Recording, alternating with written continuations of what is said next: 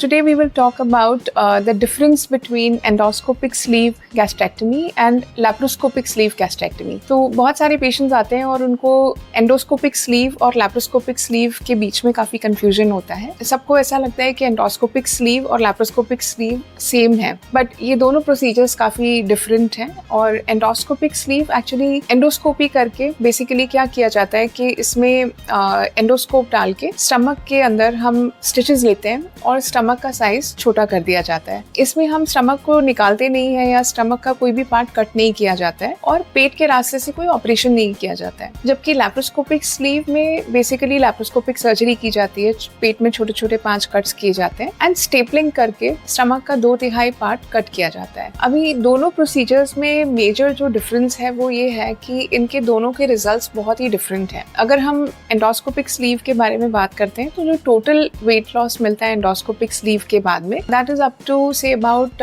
15% of the total body weight loss. तो अगर किसी का वेट समझ लीजिए 100 kgs है तो एंडोस्कोपिक स्लीव करने के बाद उनका वेट करीबन 15 to 16 किलोज कम हो सकता है. लेकिन अगर हम लैप्रोस्कोपिक स्लीव गैस्ट्रेक्टमी करते हैं तो पेशेंट का वेट लॉस कम से कम 30 to 40% उनके टोटल बॉडी वेट में से कम हो सकता है, विच मीन्स कि अगर 100 kgs वेट है तो अराउंड पेशेंट का वेट करीबन 30 to 40 kgs कम हो सकता है लैप्रोस्कोपिक स्लीव के बाद में. सो ये दोनों प्रोसीजर्स काफी डिफरेंट है. एंडोस्कोपिक स्लीव उन पेशेंट्स में नॉर्मली रेकमेंड किया जाता है जिनका वेट कम होता है. सो अगर उनको ग्रेड 1 या ग्रेड 2 ओबेसिटी है कम वेट वाले पेशेंट्स में, या फिर वो मेडिकली अनफिट है किसी मेजर सर्जरी के लिए, तो then we recommend an endoscopic sleeve. But these are 2 very different procedures and they are not replaceable. So they have different indications and different outcomes in terms of weight loss as well. Thank you.